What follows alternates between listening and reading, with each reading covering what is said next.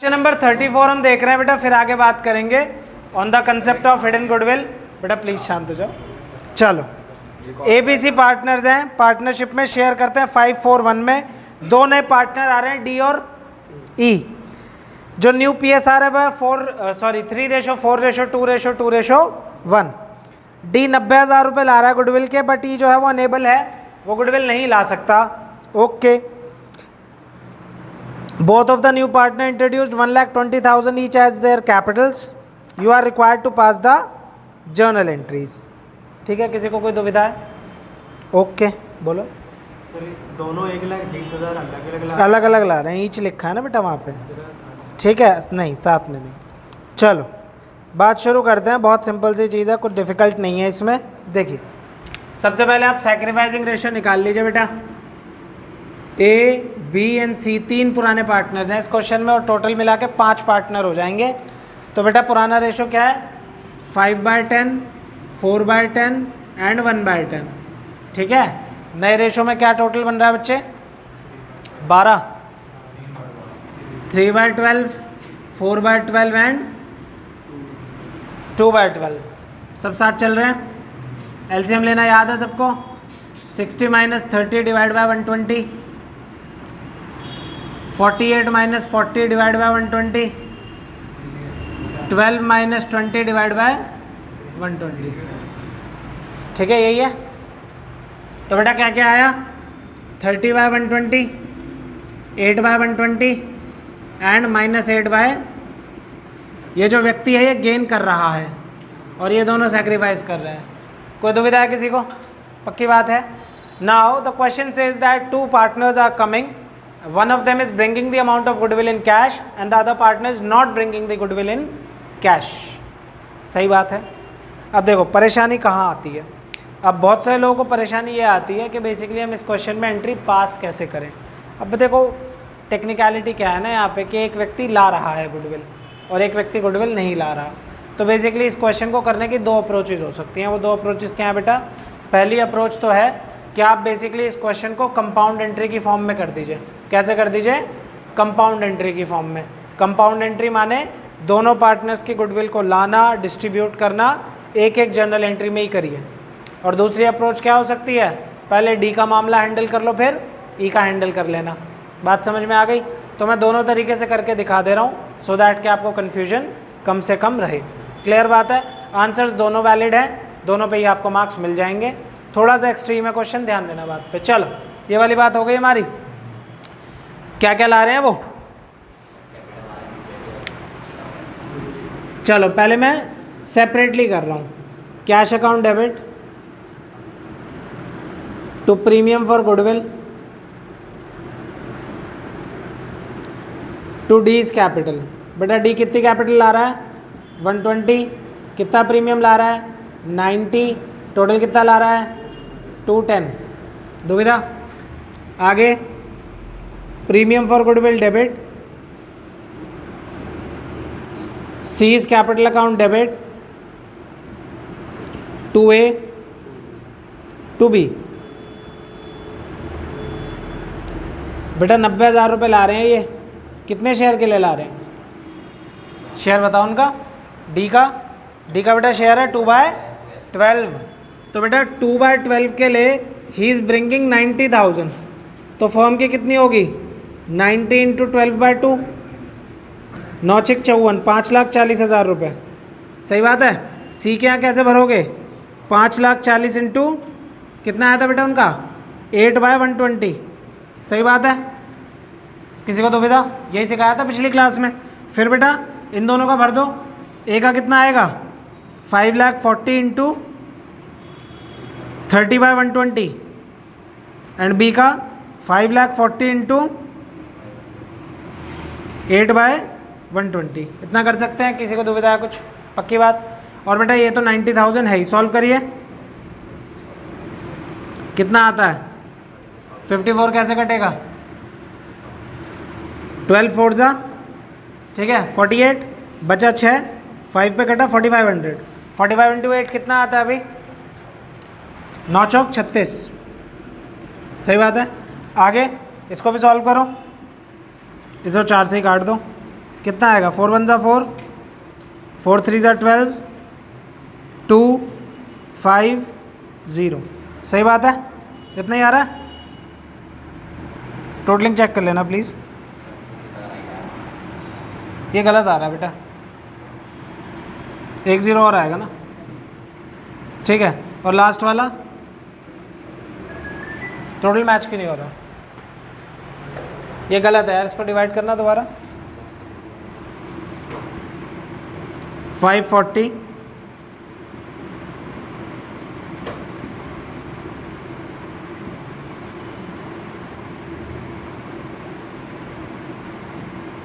135 आ रहा है ना,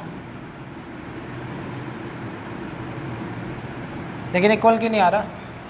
एक बार चेक करना अमाउंट।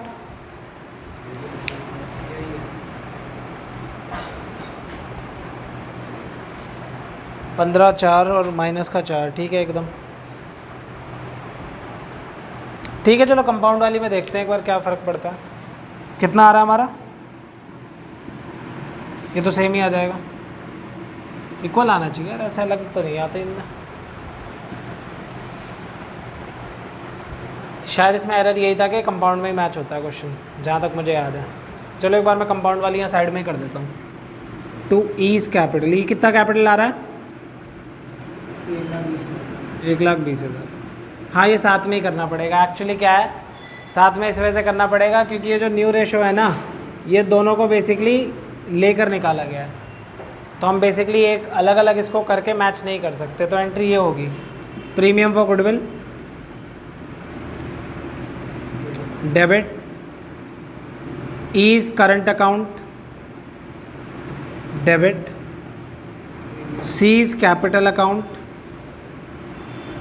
Debit 2A 2B। अब आ जाएगा। अब देखो आपको कुछ नहीं करना, प्रीमियम तो आपको पता ही है 90 है। ए की गुडविल कितनी आएगी? फर्म की कितनी आ रही थी बेटा? 540। तो 540 का 1/12 कर लो, 45,000 आता है, ठीक है। देन फर्दर सी का कितना शेयर आ रहा है हमारे पास? 36। अब इसका भी कितना शेयर आ रहा था? बी का 36, और ये बेटा आ रहा है 135। आप देख सकते हो ये वाला टोटल एंड ये वाला टोटल इक्वल आ रहा है। अलग अलग नहीं कर सकते क्योंकि दोनों पार्टनर्स के रिस्पेक्ट में ही रेशो दे रखा है। अलग अलग तब कर सकते थे जब पहले एक पार्टनर एडमिट हो रहा होता, देन उसके बाद दूसरा पार्टनर एडमिट हो रखा होता, तो वो प्रोसेस बहुत ज़्यादा लंबी हो जाती। एक ही बार में कर सकते हैं, ऐसे नहीं कर सकते सेपरेटली, ठीक है। बात लॉजिक समझ आ गया? ऐसे करना था, ठीक है। कंसेप्ट वही लग रहा है लेकिन थोड़ा सा एडवांस में। क्लियर? एक बार इसको स्टॉप करना, हिडन गुडविल से शुरू करेंगे। खींचो फोटो। सो अब जो हम कंसेप्ट समझने वाले हैं वो कंसेप्ट है बेटा हिडन गुडविल का।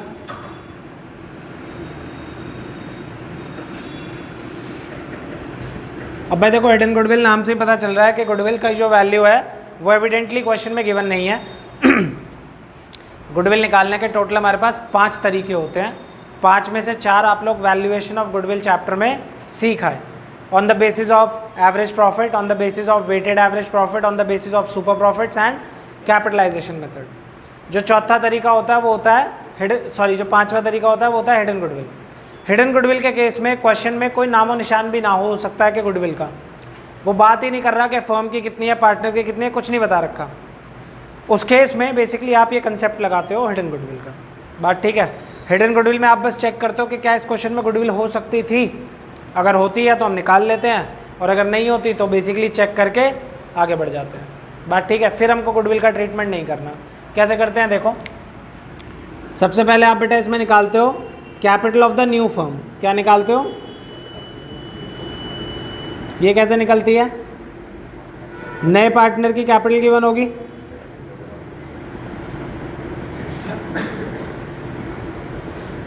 इनटू में 1 में शेयर ऑफ न्यू पार्टनर, ठीक है। इससे भाई कोई अमाउंट आएगा, सही बात है। इसमें से आप क्या माइनस कर दीजिए? Capital of old firm.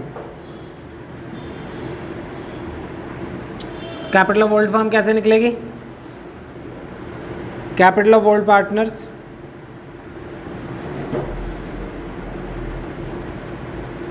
ठीक है, plus accumulated gains and revaluation gains minus accumulated losses and revaluation loss. ठीक है, plus capital of new partner,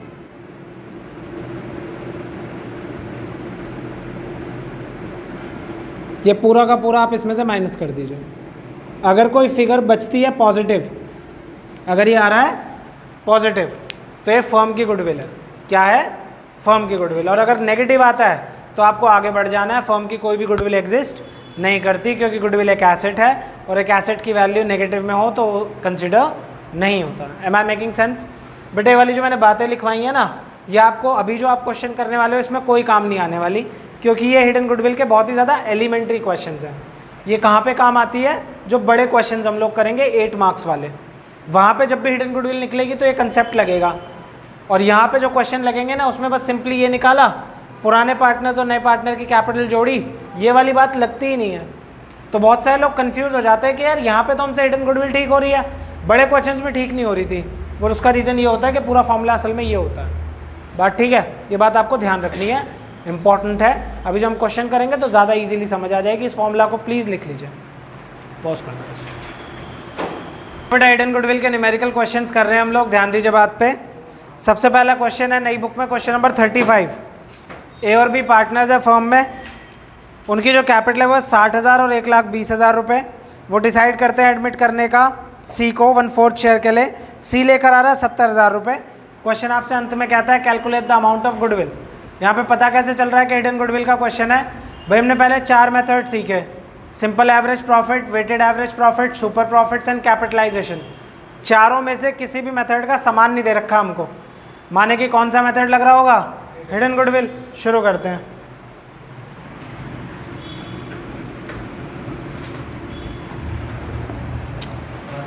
question number 35, capital of the new firm. क्या है बेटा? भाई हमारी जो नया पार्टनर है वो ला रहा है 70,000 रुपये, और मैंने क्या सिखाया? 1/4 के लिए ला रहा है, तो ये कर देंगे हम 4/1। 1/1/4 क्या होता है? 4/1। उल्टा हो जाता है ना, रेसिप्रोकल। तो बेटा ये कितना आएगा? 280 minus capital of old firm. बेटा इनका नाम लिख लो, क्या नाम है तीनों का? ए, बी एंड सी। ए की कितनी थी बच्चे? बी की और सी की भी। सी की कहाँ है यार? 1/20 कौन सी मैथ पढ़ रहे हो तुम? 1/20 तो इसकी है ना, 70 इसकी है ना। ठीक है, कितना आया?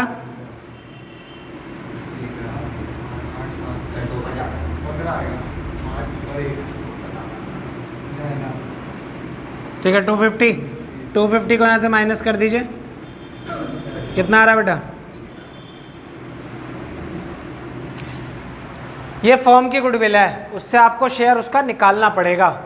अगर बेसिकली हमें बोले कि सी कैश में गुडविल ला रहा है, तो बेटा वो इसका 1/4 लाएगा, 7,500 रुपये।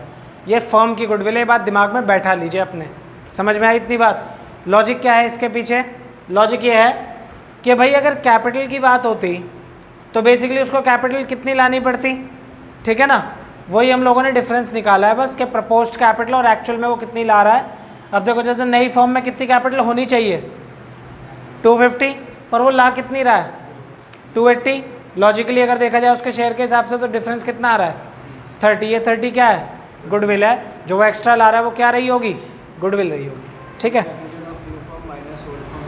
बात खत्म। Capital of the new firm minus old firm. चलिए अगला क्वेश्चन भी सेम है, आप बड़े आराम से कर सकते हो। क्वेश्चन नंबर 37 जो है वो भी सिंपल है, डायरेक्टली हो जाएगा। क्वेश्चन नंबर 38 जो है वो भी सिंपल है, वो भी डायरेक्टली हो जाएगा। बस उसमें एक प्रॉफिट गिवन है आपको। क्वेश्चन नंबर 38 में आप लोगों को इसलिए करवा रहा हूँ, ठीक है। मिटा दे इसको, फोटो लो यार इसकी, फोटो ले लो, क्वेश्चन है ना।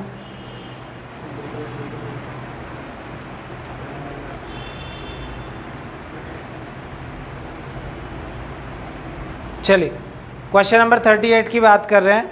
क्वेश्चन नंबर 38 में एक्स और वाई पार्टनर्स हैं, 50,000 रुपये दोनों की कैपिटल है, एडमिट करते हैं जेड को 1/4 के लिए, 80,000 रुपये के लिए आ रहा है जेड। क्वेश्चन नंबर 38 कितने के लिए आ रहा है बेटा जेड? 80,000 रुपये, ओके। और 1/4 के लिए आ रहा है तो ये सेम रहेगा, 8 4 जा 32, सब सही चल रहा है। आगे आ जाइए, capital of the old firm की बात करते हैं। भाई देखो एक्स और वाई की कितनी कैपिटल है?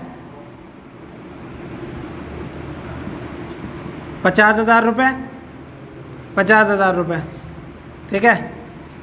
और हमारा जेड कितना ला रहा था? 80,000। इतनी बात ठीक। आगे देखो, profit and loss showed a credit balance of 40,000। बेटा क्रेडिट बैलेंस क्या होता है? गेन होता है, प्रॉफिट होता है बेटा, ठीक है। तो बेसिकली हम क्या करेंगे, उसको प्लस कर देंगे। प्रॉफिट प्लस होता है कितना है? 40। कितना आएगा? 1,00,000, 180, 220। बेटा 220 माइनस कर दो यहाँ से, कितना आएगा? ये फर्म की गुडविल आ गई। मुश्किल है? प्रॉफिट प्लस करना सिखाया था ना, accumulated profits and gains plus, और basically accumulated losses and losses minus. तो बेसिकली इसी लॉजिक से मैंने यहाँ पे इसे 40,000 को प्लस करा। आप चाहो तो यहाँ पे सेपरेटली लिख भी सकते हो कि ये क्या है? प्रॉफिट है, ठीक बात है। इसको स्टॉप कर देना यार। चलिए बेटा अगला जो हम कंसेप्ट समझने वाले हैं वो हम समझ रहे हैं रीवैल्यूएशन अकाउंट का फॉर्मेट, और यहाँ पे फिर हम अपनी बात आज के लिए ओवर कर देंगे। बेटा रीवैल्यूएशन अकाउंट का सबसे पहले आपको नेचर एंड बेसिस पता होना चाहिए। तो बेटा इसका नेचर क्या होता है? पर्सनल, रियल या नॉमिनल? क्या होता है? नॉमिनल होता है, ठीक है। और बेसिस क्या है? एक्रूअल, ठीक है। पता रहना चाहिए आपको बात, 1 मार्कर्स में इंपॉर्टेंट है। आगे बात करते हैं। बेटा रीवैल्यूएशन अकाउंट का दूसरा नाम क्या होता है? Profit and loss adjustment account, ठीक है। होता क्या है ना भाई, नया पार्टनर आ रहा है और किताबों में ये बेसिकली लॉजिक है अकाउंट्स में कि प्रत्येक वर्ष जो एसेट्स की वैल्यू बढ़ती और घटती है as per accounting standards and Ind AS, ये ज़रूरी है कि बेसिकली हम उस चेंज को रिफ्लेक्ट करें बुक्स ऑफ अकाउंट्स में फेयर अकाउंटिंग के लिए। तो क्या होता है, उसके लिए कोई ना कोई अकाउंट चाहिए हमें। दूसरी बात ये है कि जब कोई नया पार्टनर आता है या पुराना पार्टनर जाता है तो भाई वो जो एसेट्स है उनकी वैल्यू बढ़ी या घटी होती है, और लायबिलिटीज़ की वैल्यू भी बढ़ी या घटी होती है। एसेट्स बढ़ते हैं तो गेन होता है, लायबिलिटीज़ घटती हैं तो भी गेन होता है, और इसका अपोजिट भी ट्रू है लॉस के लिए। अब बेसिकली क्या होता है, ये जो गेन और लॉस है इस पर किसका अधिकार है? पुराने पार्टनर्स का। इस पर किसका अधिकार है? जो नया पार्टनर है उसने तो बेसिकली ऐसा कुछ नहीं करा ना जो वो इस गेन में कंट्रीब्यूशन ले या लॉस में कंट्रीब्यूट करे, सही बात। तो बेटा जो पुराने पार्टनर्स है वो बनाते हैं एक रीवैल्यूएशन अकाउंट। जो भी एसेट्स रीवैल्यू हो रहे होते हैं और जो भी लायबिलिटीज़ रीवैल्यू होती हैं उन रीवैल्यूएशंस को कंसीडर करके एक प्रॉफिट या एक लॉस निकाला जाता है और उसे पुराने पार्टनर्स में डिवाइड कर दिया जाता है। ये बेसिकली रीवैल्यूएशन की प्रक्रिया को सिंपल करने के लिए we prepare a revaluation account. Am I making sense? ठीक है, बात शुरू करते हैं। बहुत सिंपल सा अकाउंट है। सो बेटा रीवैल्यूएशन अकाउंट में बेसिकली किस तरीके से हमको एंट्रीज रिकॉर्ड करनी होती है, देखिए बात ध्यान रखना, सिर्फ चेंज का अमाउंट आएगा, मतलब जितने से एसेट बढ़ या घट रहा है वो घटने या बढ़ने का अमाउंट आएगा, टोटल अमाउंट नहीं लेना है। ये लोग बहुत ज़्यादा कंफ्यूज रहते हैं इस बात में। बहुत सिंपल है, डेबिट साइड में सिर्फ दो ही प्रकार की एंट्रीज आती हैं, या तो डिक्रीज इन एसेट हो जाए या फिर इंक्रीज इन लायबिलिटी। ठीक है बेटा, और बेसिकली क्रेडिट साइड में क्या आता है, या तो इंक्रीज इन एसेट हो जाए या फिर डिक्रीज इन लायबिलिटी। लॉजिक क्या है बेटा, मैंने लॉजिक ऊपर ही लिख दिया। इस अकाउंट का नेचर कैसा है, नॉमिनल। नॉमिनल में बेसिकली क्या रूल समझते थे आप, debit all expenses and losses and credit all income and gains. So here we are basically debiting the decrease in asset which is basically क्या है भाई, हमारे किसी एसेट की वैल्यू घटेगी तो लॉस है ना, और अगर कोई लायबिलिटी बढ़ेगी तो भी लॉस है। तो दोनों लॉसेस कहाँ हैं, डेबिट साइड में ही है। और बेसिकली अगर एसेट बढ़ता है या लायबिलिटी घटती है तो हमारा फायदा है, तो ये गेन है। अंडरस्टूड। आपको ये बाइफर्केशन नहीं करनी है इसमें कि कोई एसेट करंट है नॉन करंट है, या फिर कोई लायबिलिटी करंट है नॉन करंट है तो ही आएगी, इससे फ़र्क नहीं पड़ता। एसेट चाहे करंट हो या नॉन करंट हो, अगर वो बढ़ रहा है तो भी आएगा, घट रहा है तो भी आएगा। बस आपको रिस्पेक्टिव साइड्स का ध्यान रखना है। Am I making sense? किसी को कोई दुविधा है? अब यहाँ से इस वाले बेस के बाद हम लोग नेक्स्ट क्लास से बड़े क्वेश्चन शुरू करेंगे। छोटे वाले क्वेश्चंस हम नहीं कर रहे ये सब वाले, क्योंकि बड़े क्वेश्चंस में हर एक क्वेश्चन में रिवैल अकाउंट है और रिवैल्यूएशन अकाउंट की इतनी प्रैक्टिस हो जाएगी बड़े क्वेश्चंस में कि छोटे क्वेश्चंस की जरूरत ना पड़े। एक छोटा सा कंसेप्ट और है एक्यूमुलेटेड प्रॉफिट्स एंड लॉसेस का। So the next class which will start will be with the basics of accumulated profits and losses. कौन कौन से एक्यूमुलेटेड प्रॉफिट्स एंड लॉसेस होते हैं, कैसे कैसे बढ़ते हैं, वो सब मैं आपको एक नोट बना दूंगा। एंड देन उसके बाद हम बड़े क्वेश्चन से डायरेक्टली शुरू कर लेंगे। अगर आप तरीके से चलते हैं तो from now onwards it will require 3 classes to end admission of a partner. Simple बात है, कोई दुविधा तो नहीं? चलिए बात फिनिश करते हैं आज की। और